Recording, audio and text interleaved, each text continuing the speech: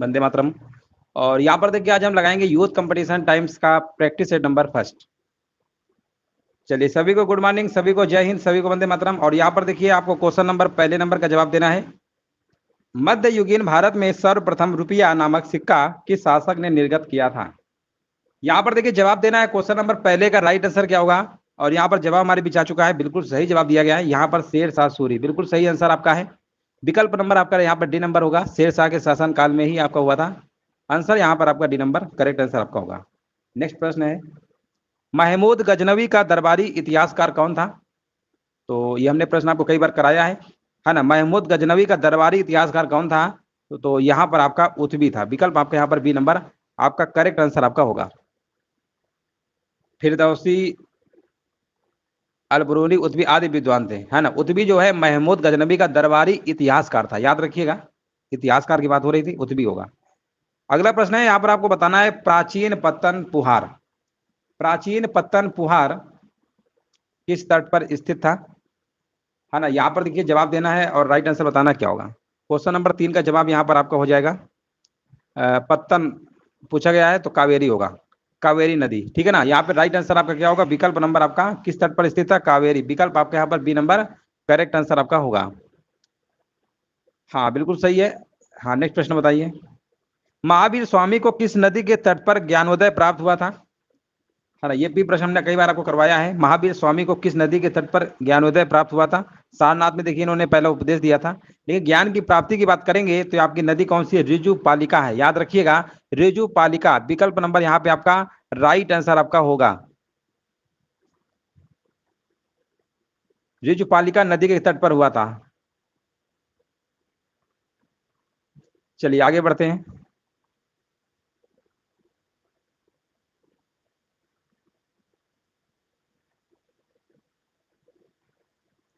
हाँ बिल्कुल सही। यहाँ पर बताइए, राख का टीला निम्नलिखित किस नवपाषाणिक स्थल से संबंधित है? 5 नंबर का जवाब देना है। तो यहाँ पर आपका हो जाएगा संगन कल्लू। विकल्प आपका यहाँ पर बी नंबर होगा। 5 नंबर का आपका बी होगा। कर्नाटक में मैसूर के पास वेल्लारी जनपद में पड़ता है आपका संगन कल्लू नामक, ठीक है ना। यही पे आपका आंसर बी नंबर होगा। नेक्स्ट प्रश्न बताइए, किस अधिनियम के अंतर्गत प्रथम बार भारत में चुनाव के तत्व का प्रारंभ हुआ? तो यहाँ पर आपका जवाब होगा, विकल्प नंबर यहाँ पर आपका क्या होगा? राइट आंसर आपका हो जाएगा भारत परिषद अधिनियम 1892। 1892 यहाँ पे क्या होगा? राइट आंसर आपका हो जाएगा।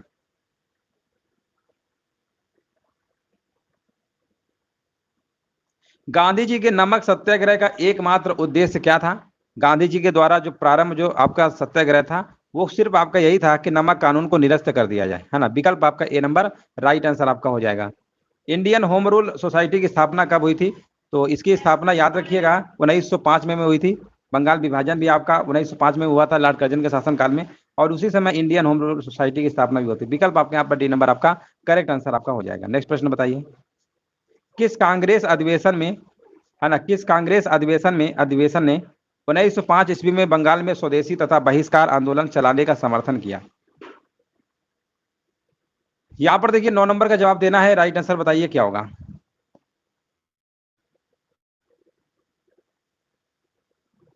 तो यहां पर देखिए आपका 19 जुलाई 1905 को विभाजन की रूपरेखा जनता के सामने रखी गई थी आपकी, है ना। तो यहां पर देखिए आपको बताना है राइट आंसर क्या होगा। तो 9 नंबर का डी आपका ऑप्शन होगा बनारस। बनारस यहाँ पे बिल्कुल सही आंसर आपका है। हाँ 10 नंबर का आपका बनारस होगा, बेलगाम नहीं बनारस होगा। चलिए अगला बताइए, निम्नलिखित में से किसने लक्ष्मीबाई के पति की मृत्यु के उपरांत उसके दत्तक पुत्र को उत्तराधिकारी से वंचित किया तथा बाद में राज्य को अपने कब्जे में ले लिया?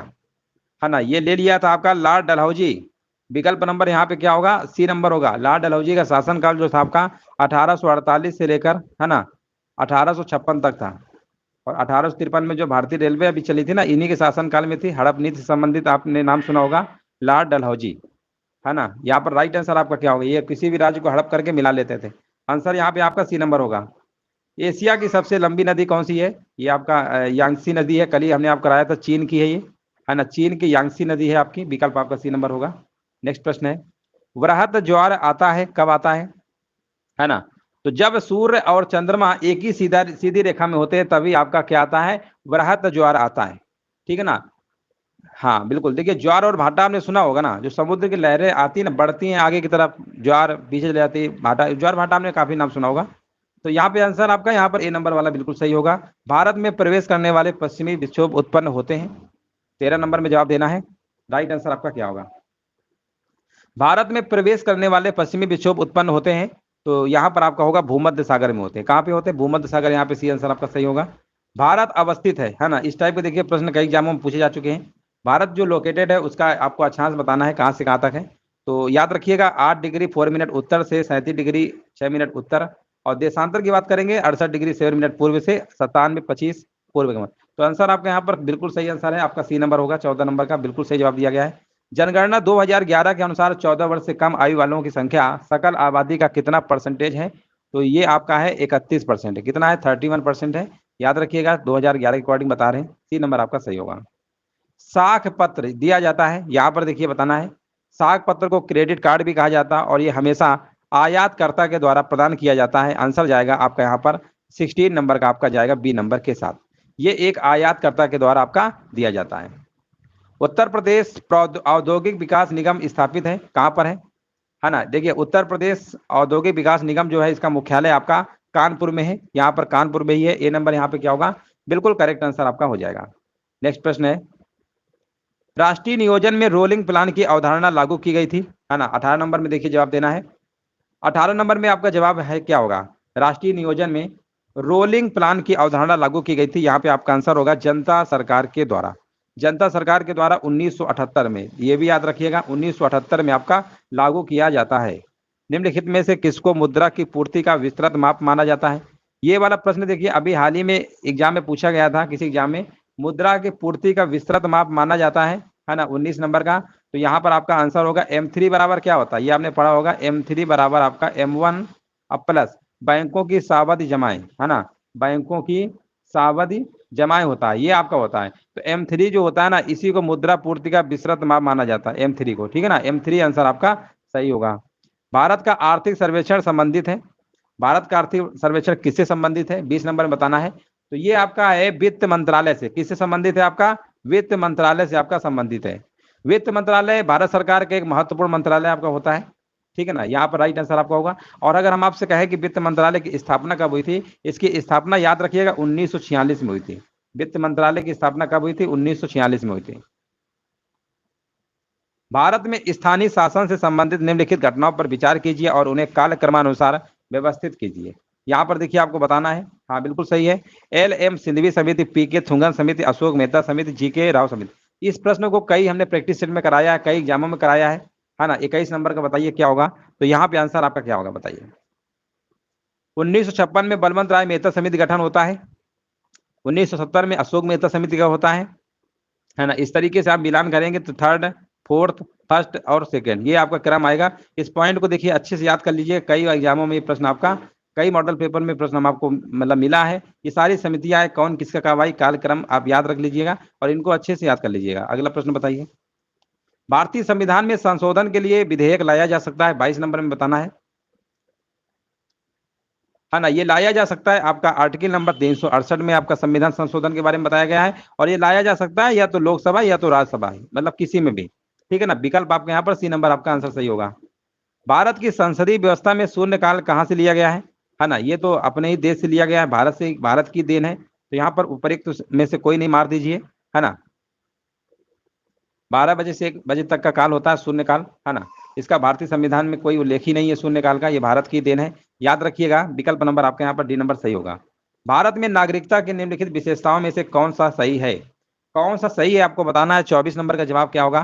तो यहाँ पर अगर हम बात करते हैं संपूर्ण भारत की क्या एकल नागरिकता है, अमेरिका थोड़ा है। अमेरिका में क्या है ना, वहाँ राज्य की नागरिकता अलग है, देश की अलग होती है अमेरिका की। बट यहाँ पर हम लोग नागरिकता नहीं, हम लोग नागरिक होते हैं। ठीक है ना, निवासी होते हैं जिसे आप कहते हैं। नागरिक सिर्फ हम आपके देश के ही है, इंडिया के राज्य के निवासी होते हैं। लेकिन अमेरिका में दोनों जगह की आपकी नागरिकता मिलती है, राज्य की भी और साथ में जो आपका कंट्री होता है, देश। यहाँ पर देखिए 25 नंबर में आपको बताना है, भारतीय संविधान सभा की प्रांतीय संविधान समिति का अध्यक्ष कौन था? 25 नंबर में देखिए जवाब देना है। और 25 नंबर का जवाब हमारे बिछा चुका है। प्रांतीय संविधान समिति के अध्यक्ष आपके सरदार पटेल थे, याद रखिएगा। विकल्प आपके यहाँ पर डी नंबर बिल्कुल करेक्ट आंसर आपका होगा। हमारे शरीर में रक्त का दाब होता है, यहाँ पर देखिए साइंस के प्रश्न स्टार्ट हो रहे हैं। हमारे शरीर में रक्त का दाब होता है, तो यहाँ पर रक्त की दाब की बात करेंगे ना, वायुमंडलीय दाब। वायुमंडलीय दाब जो होता है बैरोमीटर से मापा जाता है और वायुमंडलीय दाब से अधिक होता है। आंसर आपका यहाँ पर बी नंबर क्या होगा, बिल्कुल करेक्ट आंसर आपका होगा, है ना। और रुधिर जो दाब होता है आपका स्फेग्नोमैनोमीटर से मापा जाता है, ये भी आपको याद रखना है।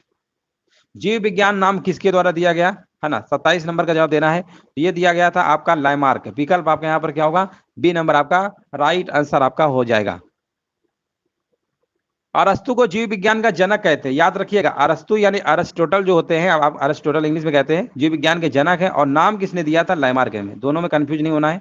प्रकृति में सर्वाधिक प्रचुरता से पाए जाने वाला, प्रकृति में सर्वाधिक प्रचुरता से पाया जाने वाला कार्बनिक यौगिक कौन सा है, 28 नंबर का जवाब देना है। और 28 नंबर का देखिए, 28 नंबर का देखिए जवाब हमारे बीच आ चुका है, सेलुलोज होगा। बिल्कुल सही जवाब दिया गया है, बिल्कुल राइट आंसर दिया गया है, सेलुलोज होगा, बिल्कुल सही है। आगे बढ़ते हैं। सेलुलोज एक प्राकृतिक बहुलक होता है, याद रखिएगा, है ना। प्राकृतिक क्या होता है, बहुलक होता है। कपास जो होता है ना आपका, लगभग आप मान लीजिए सेलुलोज 100% लगभग वही आपका शुद्ध होता है। अगला प्रश्न बताइए। फोटोवोल्टिक सेल संबंधित है ना। यहाँ पर आपका ये किससे संबंधित है, फोटोवोल्टिक, फोटो यानी ये सौर ऊर्जा से, सोलर एनर्जी से आपका सौर ऊर्जा संबंधित है। विकल्प आपका ए नंबर होगा, बिल्कुल सही है। प्रकाश वर्ष किसकी इकाई है, 1000 बार कम से कम कराया होगा प्रश्न में ये। प्रकाश वर्ष दूरी की है ना, खगोलीय दूरी की है। आंसर बताइए। नेक्स्ट है, देखो ये मैथ आ गया शायद। मैथ देखिए, मैथ क्या आप कर लीजिएगा, हालांकि हम अलग से आपको कराते ही है, अब इसको सॉल्व कराना पड़ेगा। कि मैथ के सवाल में बहुत लोग कमेंट करते हैं कि सर पूरा सेट आप ले लिया करिए, क्वेश्चन छोड़ दिया करिए, हम बाद में लगा लिया करेंगे। तो आप इसको लगा लीजिएगा। 31 नंबर है ना, 31, और ये 32 नंबर है ना, 33 नंबर है, 34 है। ये मैथ के, मैथ तो हम आपको अलग से करा ही रहे हैं, मैथ तो हम आपको अलग से करा ही रहे हैं। यहाँ पे आते हैं, हिंदी के प्रश्न आते हैं। गोदान किसकी रचना है, 36 नंबर बताइए। गोदान किसकी रचना है, तो 36 नंबर आपका प्रेमचंद्र जी की है, प्रेमचंद्र जी की है। ए नंबर होगा, बिल्कुल सही जवाब है। बहुत दिनों बाद दिखना, इसका अर्थ क्या होता है, बहुत दिनों बाद दिखोगे तो ईद का चांद होना। कहते नहीं भाई ये बहुत दिन बाद दिख रहा है, ईद का चांद हो गया का, है ना। यहाँ पर कोसों दूर होना का मतलब होता है बहुत अलग होना। अब गुदड़ी का लाल होना, गुदड़ी का लाल होने का मतलब समझते हैं क्या होता है, गरीब के घर गुणवान का उत्पन्न होना, गरीब के घर गुणवान का उत्पन्न होना। चलिए, अब तब होना का मतलब होता है मरने के करीब होना। दिए गए विकल्पों में से सही वाक्य आपको पहचानना है, पहचान के बताइए यहाँ पे सही क्या होगा। ईमानदारी मनुष्य का श्रेष्ठ गुण है, honesty is the best policy, honesty is the best policy आपने पढ़ा होगा, है ना। यहाँ पर आंसर आपका ये डी नंबर होगा। अनिल अनिल अनल का सही अर्थ देने वाला शब्द युग्म कौन सा है, 39 नंबर। 39 नंबर देखिए जवाब आ गया, क्या होना। हाँ, 39 नंबर बताइए। 39 का ए नंबर, वायु अग्नि, हाँ ए नंबर, क्या बात है, बिल्कुल सही जवाब दिया गया है। मतलब अब आपके तो 90 और 85, 90 प्लस, तो आप 90 भी प्लस लाएंगे नंबर, पेट पे 90 प्लस तो आपके आएंगे ही। अब पक्षी दाना चुग रहा है, रेखांकित शब्द का पर्यायवाची का होगा, पक्षी का बताओ पर्यायवाची, पक्षी का पर्यायवाची क्या होता है, पर्यायवाची नहीं है, अच्छा नहीं वाला पूछा है। खग, अंडज, नभचर है, ये तो कमल का है ना, ये कमल का पर्यायवाची होता है, ए नंबर आपका होगा। चलिए आगे देखते हैं किसके प्रश्न हमारे आगे आ गए, ये हमारे आ गए। यहाँ पर बताइए, करंट के प्रश्न है। मधुशाला किसकी कृति है, 51 नंबर का देखिए बताना है।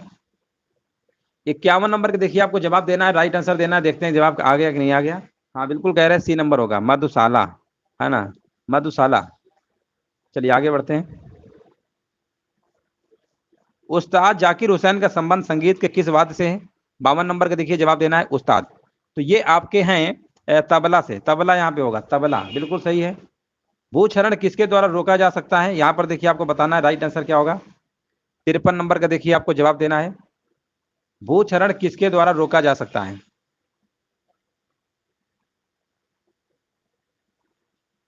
देखो इसके 3 उपाय हैं, एक आपका वनारोपण है, आपका है पट्टीदार खेती भी आपका है।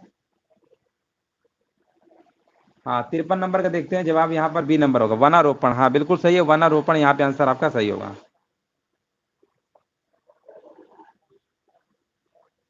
आर्थिक सर्वेक्षण किसके द्वारा प्रकाशित होता है, आर्थिक सर्वेक्षण किसके द्वारा प्रकाशित होता है, 54 नंबर का जवाब यहाँ पर क्या होगा, यहाँ पर आपका होगा वित्त मंत्रालय के द्वारा। पणजी किस राज्य की राजधानी है, पणजी गोवा की है। माले की राजधानी देखिए आपको बताना है, माले की राजधानी, है ना, यहाँ पर देखिए आपको बताना है माले की राजधानी। 56 नंबर का देखिए जवाब दे रहा है, और 56 का आपका हो जाएगा मालदीव।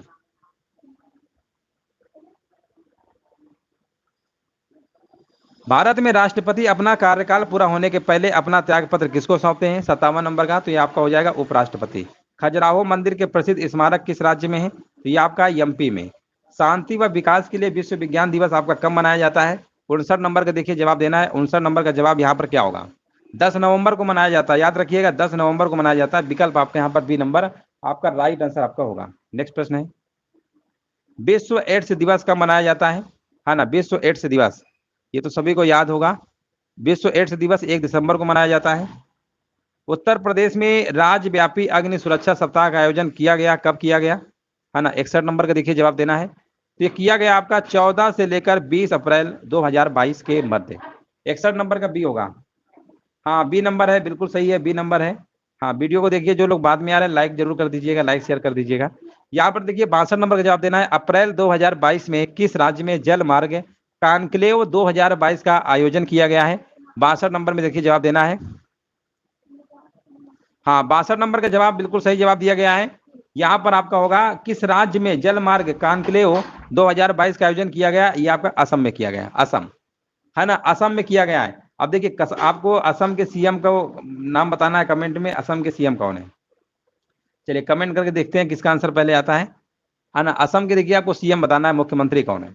63 नंबर बताइए, रायसीना संवाद से संबंधित निम्नलिखित कथनों पर विचार करिए। यह वर्ष 2016 से प्रतिवर्ष आयोजित किया जा रहा है। इसके 7वें संस्करण का आयोजन 25-27 अप्रैल 2022 को नई दिल्ली में किया जाएगा। इसका आयोजन विदेश मंत्रालय व ऑब्जर्वर रिसर्च फाउंडेशन के द्वारा किया जाएगा, है ना। ये सारे के सारे विकल्प आपके देख लेते हैं, और यहाँ पर आंसर बताना क्या होगा। ये सभी सही है ना, सभी सही है। सी नंबर आप लगा दीजिएगा। अप्रैल 2022 में हेमंत बिस्वा शर्मा है, ठीक है ना, असम के। चलिए आगे बढ़ते हैं। अप्रैल 2022 में 48वें अखिल भारतीय पुलिस विज्ञान कांग्रेस का आयोजन कहां पर किया गया? 64 नंबर का देखिए जवाब देना है। तो ये किया गया मध्य प्रदेश, मध्य प्रदेश के मुख्यमंत्री शिवराज सिंह चौहान, और उनकी जो कैपिटल है ना एमपी की, भोपाल में किया गया। विकल्प आपका आंसर क्या होगा? बी नंबर सही होगा। 26 से लेकर 30 अप्रैल 2022 तक अंतर्राष्ट्रीय खाद्य और आतिथ्य मेला आहार 2022 का आयोजन कहां पर किया गया? तो ये किया गया भारत की राजधानी नई दिल्ली में। हाँ बिल्कुल सही है, बिल्कुल राइट आंसर है। यहाँ पर बताइए IRAD परियोजना को किस प्रदेश, केंद्र शासित प्रदेश में लॉन्च किया गया? 66 नंबर में बताना है।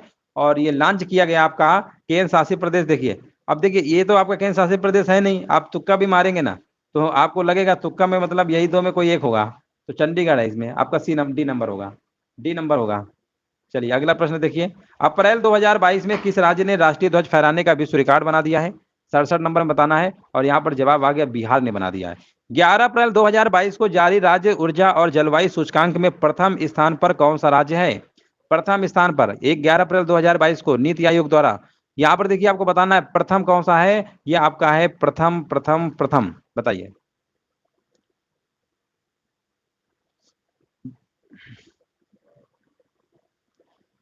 गुजरात है आपका। हाँ बिल्कुल सही है, गुजरात है आपका, बिल्कुल सही है। किस रेलवे जोन ने एक स्टेशन एक उत्पाद पहल को लॉन्च किया है ना। यहाँ पर देखिए आपको बताना है किस रेलवे ने किया है। ये रेलवे कौन सा है आपका? ये आपका है दक्षिण मध्य रेलवे, दक्षिण मध्य रेलवे। यहाँ पर आपका सी नंबर राइट आंसर आपका होगा। दक्षिण मध्य रेलवे का मुख्यालय कहाँ पर है? कमेंट में बताइए इसका मुख्यालय कहाँ पर है। दक्षिण मध्य रेलवे का मुख्यालय कहां पर है? नेक्स्ट प्रश्न बताइए, स्वदेशी नेविगेशन सिस्टम गगन का उपयोग करके अपने विमान को उतारने वाली एशिया की पहली एयरलाइन कौन बन गई है? कौन बन गई है ना। यहां पर बताइए 70 नंबर का जवाब क्या होगा? तो 70 नंबर का जवाब आपका इंडिगो होगा। विकल्प नंबर आपका बी नंबर होगा। दक्षिण मध्य रेलवे का मुख्यालय आपका कहां पर है? सिकंदराबाद में। नेक्स्ट प्रश्न बताइए, निम्नलिखित गद्यांश को पढ़िए और नीचे लिखे गए प्रश्नों के उत्तर देना। अब देखिए गद्यांश से संबंधित प्रश्न आपके आ गए। सर्दियों के दिन थे, एक बालक सुबह के समय अकेला स्कूल जा रहा था। रास्ते में एक स्टेशन था, वह रेल की पटरी के पास से गुजर रहा था कि अचानक उसकी नजर रेल की पटरी पर गई। वह उखड़ी हुई थी। बालक ने घड़ी देखी, गाड़ी आने वाली थी। उसने सोचा कि अगर गाड़ी इस पटरी पर से गुजरेगी तो इसका भयंकर परिणाम हो सकता है। अभी वह इससे आगे सोच भी नहीं पाया था कि गाड़ी की सीटी सुनाई दी।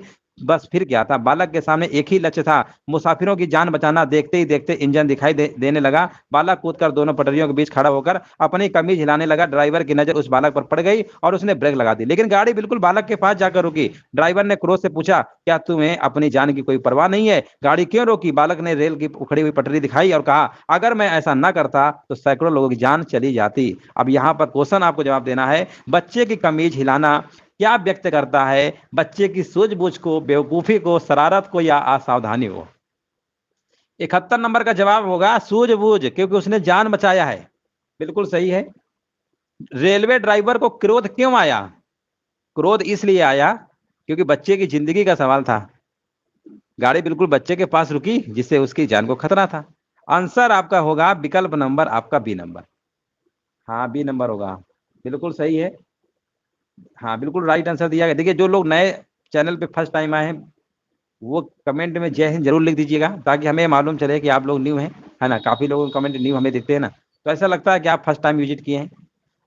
और यहाँ पर देखिए, टूटी पटरी को देखकर ड्राइवर के मन में बच्चे के प्रति आया होगा। टूटी पटरी को देखकर ड्राइवर के मन में बच्चे के प्रति आया होगा, क्या आया होगा? 73 नंबर में आया होगा शाबाशी देने का भाव आया होगा। लोगों की जान बचाने का कार्य बच्चे के किस गुण को प्रकट करता है? 74 नंबर, ये करता है आपका परहित गुण को करता है। परहित होगा आंसर आपका यहाँ पर डी नंबर होगा।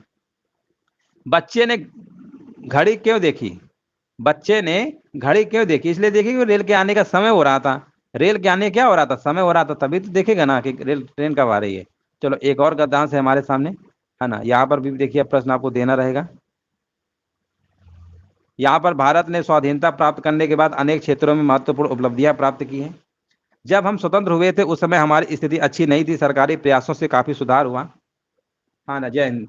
चलिए चलिए, आरपी सिंह लग रहा फर्स्ट टाइम विजिट किए हैं। चलिए, यहाँ पर बताना, सरकारी प्रयासों से काफी सुधार हुआ, परंतु अभी भी एक क्षेत्र ऐसा है जिसमें हम अभी तक कुछ विशेष नहीं कर पाए। वह क्षेत्र है खेलों का। इससे बड़ी विडंबना और क्या हो सकती है कि वर्षों से हम ओलंपिक में कोई भी स्वर्ण पदक नहीं जीत पाए। दुनिया के छोटे छोटे अविकसित निर्धन राष्ट्रों के प्रतिभागी भी। हाँ, सिंटू गौतम, चलिए, धन्यवाद। और यहाँ पर कभी हॉकी का विशेष चैंपियन रहने वाला भारत आज इस खेल में अपनी प्रतिष्ठा खो चुका है। खेलों के गिरते स्तर के लिए कौन जिम्मेदार है? एक ओर सरकार की उदासीन दोषपूर्ण सरकारी नीतियां और दूसरी ओर विभिन्न खेल संघों की गुटबाजी। खिलाड़ियों के लिए सुविधाओं एवं प्रशिक्षण का सर्वथा अभाव, या कुछ और प्रतियोगिताओं में भाग लेकर खाली हाथ लौटने पर सभी एक दूसरे को दोषी बताते हैं। कारण चाहे जो भी हो, इतना तय है कि खेलकूद को राष्ट्रीय सम्मान का पर्याय नहीं मानते। अभाव प्रतियोगिताओं का नहीं, अभाव है तो लगन है प्रोत्साहन का, संकल्प का मुंहतोड़ जवाब देने वाला जीवन का। अब यहाँ पर देखिए, आपको बताना है खेलों में निर्धन राष्ट्र भी हमसे आगे निकल गए, क्योंकि वहां है, वहां पर क्या है, वहां पर खेलों में, खेलों को राष्ट्र सम्मान है। विकल्प आपका यहाँ पर डी नंबर आपका करेक्ट आंसर आपका हो जाएगा, क्योंकि वहां खेलों को राष्ट्र का सम्मान माना जाता है। गद्यांश का उपयुक्त शीर्षक क्या हो सकता है? 77 का देखिए जवाब देना है। उपयुक्त शीर्षक क्या हो सकता है? तो खेलों का गिरता स्तर, है ना। विकल्प आपका यहाँ पर बी नंबर वाला आपका सही आंसर आपका हो जाएगा। हाँ, बिल्कुल सही है, बिल्कुल जवाब देना है। खेलों गिरते स्तर का कारण नहीं है। 78 नंबर का देखिए जवाब देना है। तो 78 नंबर में क्या होगा? खेलों के गिरते स्तर का कारण इनमें से नहीं है खेलों के लिए राष्ट्रीय सम्मान, है ना। डी नंबर आपका आंसर सही होगा यहाँ पर। शेष सभी खेलों गिरते स्तर कारण। आगे बढ़ते हैं। खेलों पर नकारात्मक प्रभाव पड़ता है ना। खेलों पर नकारात्मक प्रभाव पड़ता है खेलों पर आपसी गुटबंदी होने से, है ना। आपसी गुटबंदी होने से आंसर आपका होगा यहाँ पर सी नंबर। गद्यांश के अनुसार राष्ट्र की उपलब्धियों में नहीं है, क्या नहीं है ना। क्या नहीं है आपको देखिए बताना है। तो यहाँ पर आपका उपलब्धियों में नहीं है शिक्षा, स्वास्थ्य, कृषि है ना। राष्ट्र की उपलब्धियों पर अभी शामिल नहीं है, तो आंसर आपका यहाँ पर क्या होगा? 80 नंबर का खेल होगा। आंसर आपका सी होगा। तो चलिए, इस तरीके से आपका देखिए, यह यूथ कंपटीशन टाइम्स का आपका मॉडल पेपर था, प्रैक्टिस सेट था। पहला हमने कंप्लीट करा दिया है। इस बुक में आपके 17 सेट दिए गए हैं, है ना। 17 सेट आपके दिए गए हैं और इनको हम पूरा आपको कंप्लीट करा देंगे। 17 में 2 तो आपके हो गए आपके प्रीवियस ईयर, और 15 सेट हैं, यानी 15 दिन में क्लास आपकी कंप्लीट आपकी, ये भी हम आपकी करवा देंगे। सेशन अच्छा लगा हो तो वीडियो को लाइक शेयर जरूर करें।